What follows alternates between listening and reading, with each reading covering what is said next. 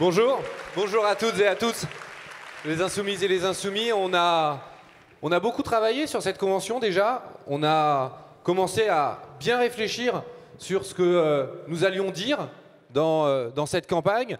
On a adopté un programme qu'on a travaillé longuement depuis avril dernier.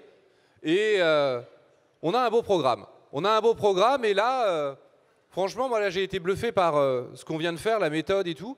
Et on commence à avoir maintenant des vrais arguments utilisables dans différentes occasions et dans différents moments de cette campagne. Mais cette campagne, ça sera une campagne européenne comme on n'en a pas connu depuis très longtemps. Ça sera depuis maintenant plus de 20 ans la première campagne européenne à l'échelle d'une circonscription nationale.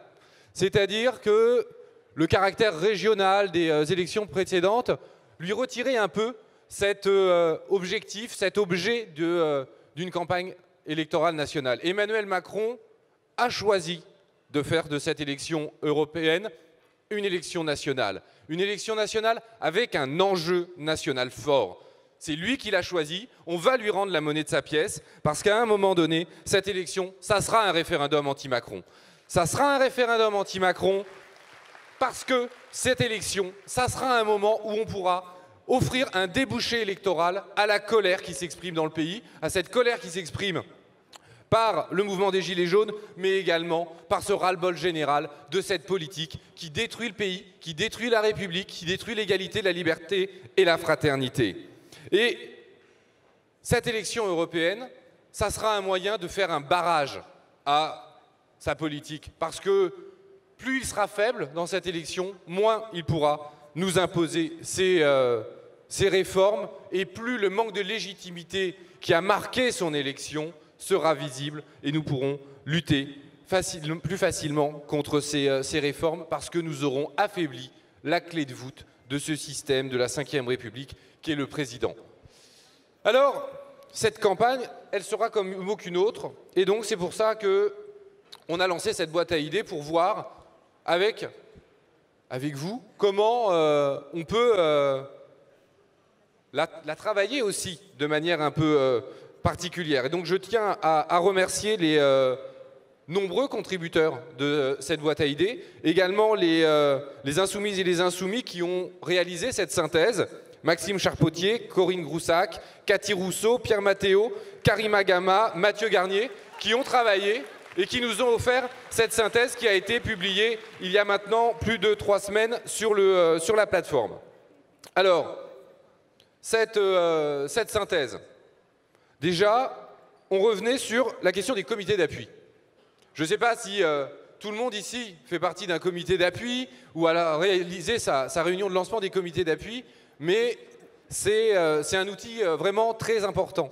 C'est un outil très important parce qu'il va permettre de mutualiser les actions des différents groupes d'action qui continuent à agir sur leur territoire, mais ça va permettre de les coordonner, ça va permettre de leur donner une meilleure assise territoriale, et surtout, ça va nous permettre d'accueillir dans ces comités d'appui des personnes qui ne sont pas membres de la France Insoumise, mais qui ont envie de travailler avec nous pour les élections européennes et également pour les élections municipales ultérieurement. Donc, parce que, évidemment, ce qui nous rassemble, ce n'est pas des objectifs électoraux, c'est de se reconnaître dans un programme, l'avenir en commun, décliné au niveau européen, et puis plus tard, on y a travaillé hier, décliné au niveau municipal, et c'est vraiment ce rassemblement autour du programme. Et donc, ces comités d'appui, ils ont fait l'objet de nombreuses propositions dans la boîte à idées, notamment vraiment cette idée d'une ouverture du mouvement où on ne demande pas le CV des gens qui nous rejoignent. La seule chose qu'on leur demande, c'est d'être d'accord avec nos idées, parce que c'est ça, et uniquement ça, qui nous rassemble au sein de la France Insoumise. Ensuite, l'importance de l'exemple des députés nationaux. Bon, on ne va pas se jeter des fleurs, mais la réalité, c'est qu'il faut qu'on utilise le travail que les députés font de vigie, de porte-voix du peuple à l'Assemblée, plus largement d'éclaireurs de la place des lobbies,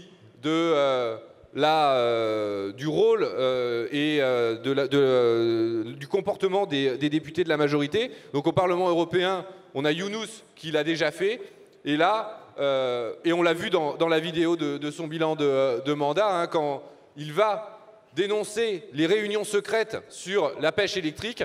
Imaginez ce que pourront faire 10, 20, 25, 30 députés insoumises et insoumis pour jeter la lumière sur ces pratiques antidémocratiques qui sont complètement... qui nient la voix du peuple dans ces institutions.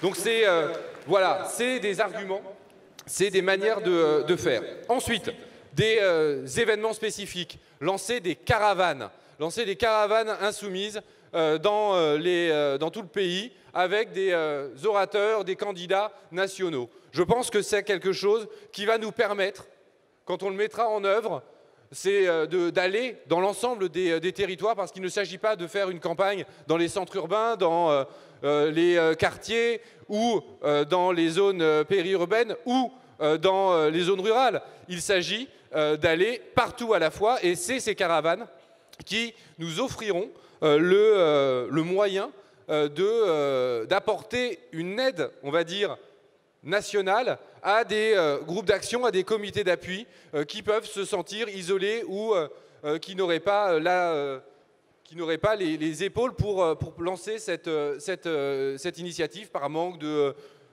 monde, par manque de temps, etc. Donc voilà, ça c'est une idée qui est ressortie de cette synthèse et qui est vraiment très intéressante. L'idée d'une campagne européenne.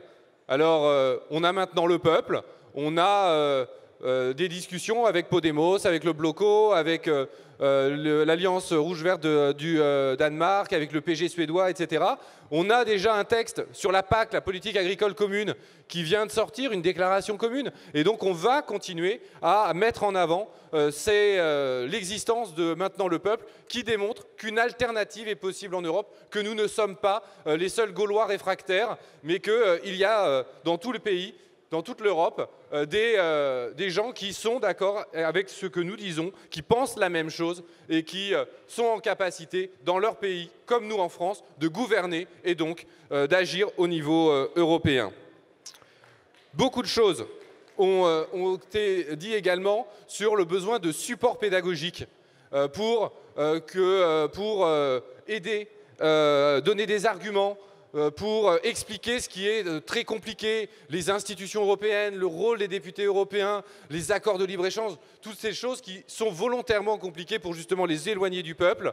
Là, il a été demandé dans la boîte à idées, suggéré que l'on fasse réellement des supports pédagogiques. Je pense que le travail que l'on vient de faire y contribue, que c'est quelque chose qu'il faut que l'on popularise maintenant dans l'ensemble des comités d'appui. Pourquoi chaque comité d'appui, chaque groupe d'action ne commencerait pas ou ne contiendrait-il pas un moment où nous nous livrions à un tel jeu de rôle pour justement porter ces arguments de manière claire et que ce programme que nous avons, nous le déclinions de manière pédagogique justement. Même si la pédagogie n'est pas... la justification de politiques horribles du gouvernement. Enfin, également, développer des tracts thématiques, développer des campagnes thématiques. On a nos 12 combats. Je pense qu'il est nécessaire de décliner, comme nous l'avions fait sur l'avenir en commun avec ces tracts thématiques par livret, eh bien de décliner des tracts, de décliner des arguments, combat par combat, pour rendre concret ce que nous disons sur des thématiques européennes qui sont, pour le coup, très loin d'être concrètes. Donc voilà des pistes, il y en a d'autres. Cette campagne, elle sera inédite dans notre pays. Nous avons réaffirmé notre rôle de premier opposant, notre rôle de premier proposant. Nous avons gagné nos galons tous et toutes ensemble, que ce soit les députés, que ce soit les militants sur le terrain, que ce soit le travail programmatique, que ce soit notre engagement dans les luttes, nous avons tous gagné ces galons de premiers opposants et de premiers proposants, et nous devons maintenant le démontrer dans les urnes, montrer que nous pouvons mettre un coup d'arrêt à Emmanuel Macron. Merci.